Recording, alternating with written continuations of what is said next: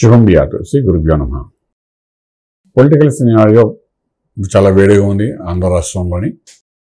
ఇలా ఉన్న సమయంలోని చాలా కీలకమైన పాత్ర వహించేవాళ్ళు చాలామంది ఉన్నారు. ఎప్పుడు ఏం జరుగుతుందో అనేది ఒక పెద్ద సమస్యగా జరుగుతోంది. తగ్గాఫూర్గా ఎలక్షన్ సినారియో అంతా జరుగుతుందని చెప్పి వార్తలు అయితే వస్తున్నాయి. ఇటువంటి పరిస్థితుల్లో ఒక పార్టీ గురించి మనం స్పెసిఫిక్గా నేను చెప్తున్నాను, ఎందుకంటే ఆ పార్టీ అంటే నాకు ఏది ఫ్యాన్ కాదు, అలాగనే ఆ పార్టీ వాళ్ళు ఏది మనకు చెప్పిన విషయాలు ఏం కాదు, జాతకం ఎలా ఉంది దాని గురించి డిస్కస్ చేయాలి కాబట్టి చెప్తాను అన్నమాట. సో ఇక్కడ జనసేన పార్టీ గురించి మనం మాట్లాడుకుంటున్నాం అండి. ఈ జనసేన పార్టీ ఎప్పుడైతే మనం మాట్లాడుతున్నామో పార్టీ ఆవిర్భావం గురించి మాట్లాడుకున్నాం 2014 మార్చి 14th ఇదైనట్టుగాను. సో దానికి ఒక బలం పెరిగిందని చెప్పుకున్నాము. సో అలాగే అసెంబ్లీలోకి వెళ్తారని చెప్పాం. లాస్ట్ టైం అసెంబ్లీలో అడుగు పెట్టలేపారు వాళ్ళు. సో 11 years అంటే ఆల్మోస్ట్ పార్టీ ఆరంభమైన 11th year, 11 అనేది చాలా పవర్ఫుల్ నంబర్. 11th year ఆయన అసెంబ్లీలోకి వెళ్తున్నారు. అసెంబ్లీలోకి వెళ్ళి ఎటువంటి పరిస్థితుల్లో ఆయన వెళ్తారు, ఆయన కింగ్ మేకర్గా ఎలాగ ఉంటారు. బేసిక్గా ఆయన జాతకానికి ఉన్న బలం ఏదైతే ఉందో అది ఆల్మోస్ట్ ఒక మినిస్ట్రీ లెవెల్ వరకు తీసుకెళ్తామని చెప్పచ్చు అన్నమాట. మినిస్ట్రీ లెవెల్ తీసుకెళ్ళినప్పుడు మీకు చిన్న ఉదాహరణ చెప్తాను. ఫర్ ఎగ్జాంపుల్ మనం జనసేనకు ముందు ప్రజారాజ్యం పార్టీలో కూడా మనం చూసాం. మినిస్ట్రీ లెవెల్లో వరకు ఆయన తీసుకెళ్ళారు. ఆయన గెలిచింది ఎంతమంది ఆంధ్ర రాష్ట్రంలో ప్రజారాజ్యంలో కనబడ్డారు, అంతమంది గెలిచారు. ఇవన్నీ దృష్టిలో పెట్టి ఫైనల్గా ఆయన ఒక మినిస్టర్గా, సెంట్రల్ మినిస్టర్గా ఆయన వెళ్ళడం జరిగింది. అది మనం చూస్తున్నాం. సో మినిస్టర్ యోగం ఈయనకు ఉంది అని అంటే డెఫినెట్గా ఈయనకు మినిస్ట్రీ అనేది ఒక యోగం ఉంది, లేదని చెప్పడానికి ఛాన్స్ లేదు. పవన్ కళ్యాణ్ గారికి ఈ సంవత్సరం ఖచ్చితంగా అది కనబడుతుంది. యోగం ఉంది అంటే స్టేటా సెంట్రల్ అనే దాన్ని కూడా మనం చాలా క్లియర్గా చెప్పుకున్నాను. ఏంటంటే యోగం ఉన్నాడు associated directly with ministers and also a good minister కూడా చాలా స్పష్టంగా కనిపిస్తుంది. సో ఇప్పుడు ఆయన జాతకంలో మనం వెళ్తున్నామండి. ఆయన జాతకంలో కొంచెం వివరంగా వెళ్ళినప్పుడు యోగాలు బలాల దగ్గరికి వెళ్తాం. అలా వెళ్ళినప్పుడు అంటే ఆయన స్ట్రెంగ్త్ అంటాం దాన్ని. ఆ స్ట్రెంగ్త్లోకి వెళ్తున్నప్పుడు ఏంటంటే మనకు రాజ సంబంధ యోగాలతో పాటు second innings of the life ఎలాగుంది అని అంటే విపరీత రాజయోగ బై మెర్క్యూరీ అండ్ వీనస్ అని చెప్తున్నాం మేడం. విపరీత రాజయోగం ఎందుకంటే ఇప్పుడు బుధుడు అన్నవాడు అష్టమాధిపతి, అలాగే శుక్రుడు అన్నవాడు వ్యయాధిపతి ఈ లగ్నానికి. ఈ రెండు కలిసి ఒక చోట ఉండడం అనేది ఒక విపరీత రాజయోగం. ఇవి ఎక్కడున్నాయా అంటే ఆయన రాజ్యంలో ఉన్నాయి. రాజ్యము అంటే ప్రొఫెషనల్ ప్లేస్లో ఉన్నాయి.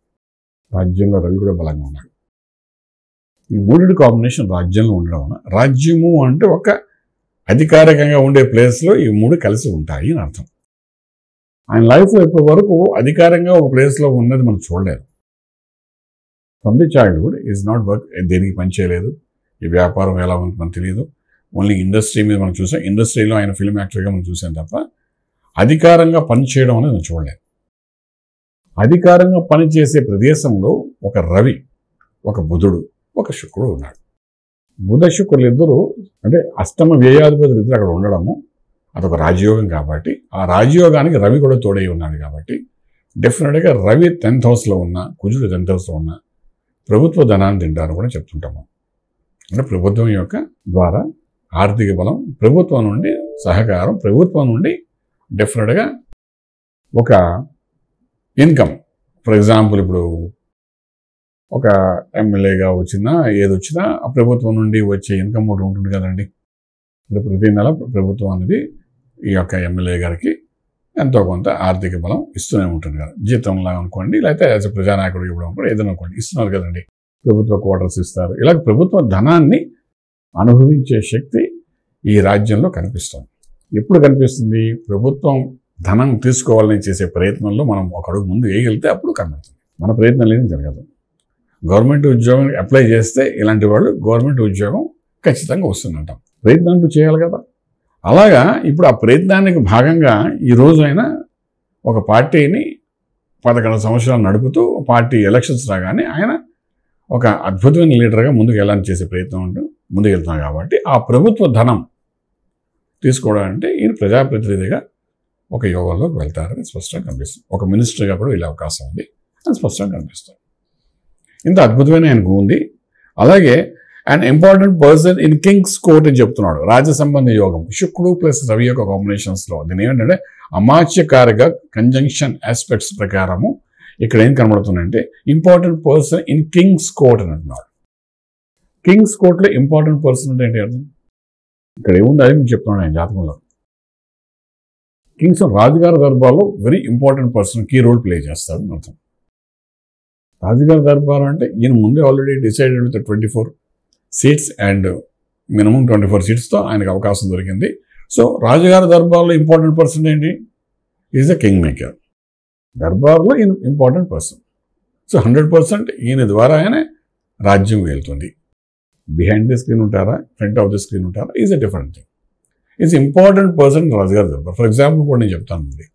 శివకుమార్ గారు సిద్ధరామయ్యది మనం చూసాం. శివకుమార్ గారు చాలా హార్డ్ వర్క్ చేశారు. అల్టిమేట్లీ సిద్ధరామయ్య యొక్క సీనియారిటీ బట్టి ఆయన సీఎం అయ్యారు. మేబీ ఆఫ్టర్ 2 years తర్వాత డెఫినెట్గా శివకుమార్ గారు అవుతారు. ఆయన జాతకంలో ఆ యోగం కనబడతారు. సో ఇప్పుడు ఏంటంటే ఆ రాజ్యాన్ని బలోపేతం చేయాలి అంటే కనీసం ఆయన ఎమ్మెల్యేగా గెలిచి ఇంపార్టెంట్ పర్సన్ ఇన్ కింగ్స్ కోర్ట్లో అవ్వాలి.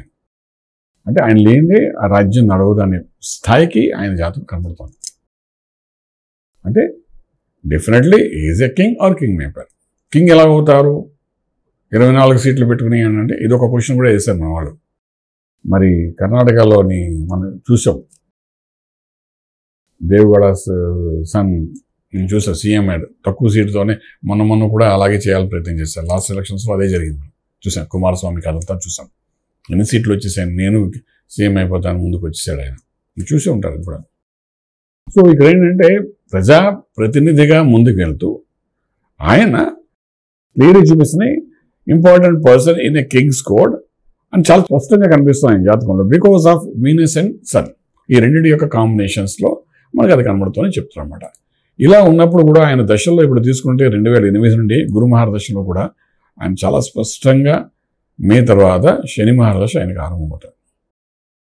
అద్భుతమైన శని, యోగించే శని యొక్క బలం ఇక్కడ కనబడుతుంది. అయితే ఈ యొక్క శని ద్వారా జరిగేది ఏంటంటే success and high achievements in his life అన్నట్టు. అంటే శని మహారదశ వచ్చిన తర్వాత ఆయన సక్సెస్ అండ్ హై అచీవ్మెంట్స్ కనబడతాయని చాలా స్పష్టంగా కనిపిస్తుంది. ఎప్పుడు శని వచ్చిన తర్వాత గురు శని యొక్క కాంబినేషన్స్ జరుగుతాయని చెప్పి అది రాజయోగం అని చెప్తాం. ఈ మే 1వ తారీఖు తర్వాత ఆయనకి శని యొక్క మహారదశ ఆరంభమవుతుంది. శనికి యోగం ఆరంభమవుతుంది. మహారదశ ఆపండి, శని యొక్క యోగం ఆరంభమవుతుంది. ఖచ్చితంగా యోగం ఆరంభమవుతుంది. యోగం ఆరంభమవుతుంది కాబట్టి డెసివన్గా ఇది ఏం చెప్తుంది శనీశ్వరుడు ఈ జాతకంలోని success and high achievements is going to do అని. ఒకటి సక్సెస్ అండ్ హై అచీవ్మెంట్స్ అని చూపిస్తున్నాడు. ఇంకోటి ఆల్మోస్ట్ హై అచీవ్మెంట్స్ అంటే ఏంటి? యాజ్ యాక్టర్గా ఉంటే హై అచీవ్మెంట్సా? యాక్టర్గా ఉండి ఒక అవార్డు గవర్నమెంట్ నుండి తీసుకోగలిగితే పద్మశ్రీ పద్మభూషణ్ తీసుకుంటే హై అచీవ్మెంట్స్ కింద అవుతుంది. అక్కడ ఉండి యాక్టర్గా ఉండి ఒక డాక్టరేట్ అయితే డాక్టర్ బిరుదు వస్తే డెఫినెట్గా హై అచీవ్మెంట్స్ అని చెప్పచ్చు. ఒక నేషనల్ లెవెల్లో ఒక అవార్డు వస్తే దాన్ని హై అచీవ్మెంట్స్ అంటాం. బట్ ఇక్కడ హై అచీవ్మెంట్స్ ఏంటినా యాక్టర్గా ఉండి ఏం కనిపించట్లేదు. సో ఈ హై అచీవ్మెంట్స్ అనేసరి ఏమిటంటే వెరీ హై అచీవ్మెంట్స్ అంటే loyal success and high achievements శని ద్వారా జరుగుతుందంటే ప్రజాదరణతో పబ్లిక్ రిలేషన్తో జరుగుతుందంటే అది రాజకీయంలోనే జరిగేదే హై అచీవ్మెంట్స్. రాజకీయం అచీవ్మెంట్ ఏంటంటే ఇక్కడ ఒక ఎమ్మెల్యే గడవడం, తర్వాత ఒక మినిస్టర్గా ముందుకెళ్దాం. సో ఇవన్నీ ఈ జాతకంలో ఉన్నాయి, స్పష్టంగా చాలా క్లియర్గా కనిపిస్తున్నాయి. ఇది నేను జనసేన ఫ్యాన్స్కి చెప్తున్నాను. ఇవన్నీ ఉన్నాయి కాబట్టి మనం చేయవలసిన మానవ ప్రయత్నం. ఇప్పుడు మానవ ప్రయత్నం ఏం చేయాలి? కామన్ మ్యాన్ వెళ్ళి ఓటు వేయాలి. గత కొన్ని సంవత్సరాలుగా కామన్ మ్యాన్ అరుస్తాడు కరుస్తాడు కానీ ఇంట్లో కూర్చుంటాడు ఓటింగ్ డే రాగానే. మనకెందుకులా ఈ గొడవలే అంటారు. కానీ నేను చెప్పాలనుకున్నాడు కామన్ మ్యాన్ వెళ్ళి ఓటు వేయగలిగితే అంటే ప్రజాదరణతో ముందుకెళ్ళే పార్టీ ఇది.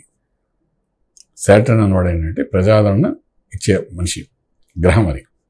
సో ఆ గ్రహం యొక్క బలం పెరుగుతుంది కాబట్టి డెఫినెట్గా కామన్ మ్యాన్ కానీ వెళ్ళి ఓటు వేయగలిగితే మాత్రం మనం అనుకున్నట్టు ఈ అచీవ్మెంట్స్ జరుగుతాయి.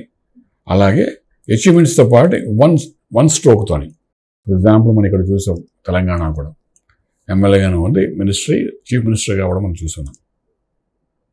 With in 6 to 8 months of hard వర్క్లో ఆయన అంటే చాలా చేశారు. బట్ విత్ లాస్ట్ 8 months చేసిన హార్డ్ వర్క్ ఏం చేసిందంటే ఆయన చీఫ్ మినిస్టర్గా చేసింది తెలంగాణలో. అలాగేంటంటే ఈ రాజ్య సంబంధ యోగాలు, విపరీత రాజ్యయోగాలు and important person in king's కోటర్ అనడం, ఇవన్నీ ఆయన జాతకంలో కనబడుతున్నాయి కాబట్టి, టైలైట్లో కనబడుతున్నాయి కాబట్టి డెఫినెట్గా ఆ ప్రయత్నంలో ఈసారి చేసేది ఏంటంటే ఆయన అసెంబ్లీలోకి వెళ్తారు. డెఫినెట్గా ఆయన పార్టీ బలం ఉంటుంది. ఆయన పార్టీ బలం ఉండడంటే ఆయన ఉన్న 24 ఎమ్మెల్యేలోని మోర్ దెన్ 50% ఆయన గెలిస్తేనే బలం పెరుగుతుంది. ఆయన పార్టీలో బలం ఉంటుంది. పార్టీ బలంతో ఆయన ముందుకెళ్తారు. ముందుకెళ్ళి డెఫినెట్గా ఏ సక్సెస్ఫుల్ లీడర్గా రాజమార్గంలో రాజయోగం చూపిస్తూ ప్రజలకు ఉపయోగపడే పనులు చేసుకుంటూ అద్భుతమైన స్థాయికి వెళ్తారు. హై అచీవ్మెంట్స్ అన్ని సంపాదించుకుంటారని చాలా స్పష్టంగా కనబడుతుంది. కాబట్టి ఈ జనసేన ఫ్యాన్స్ మరొకసారి చెప్పాలనుకున్న విషయం ఏంటంటే ఏమాత్రం భయపడకండి. మీరు చేయవలసిన పనులు నిర్భయంగా చేసుకుంటారండి. డెఫినెట్గా సక్సెస్ మీరు ఈ సంవత్సరం మీరు చూడగలుగుతారు, చెప్పగలుగుతారు. శుభం వ్యాధు. పూర్తి వివరాలకు సంప్రదించండి శ్రీ వేదమాత గాయత్రి జ్యోతిష్యాలయం, బ్రహ్మశ్రీ మంతా సూర్యనారాయణ శర్మ గారు, Srinilayam, first floor, 101, Sai Vaibhav layout, Chitrapuri colony పక్కన, కాజాగూడ, హైదరాబాద్ 500008. సంప్రదించవలసిన ఫోన్ నంబర్ 8855559147, 8855559148, 9849996644.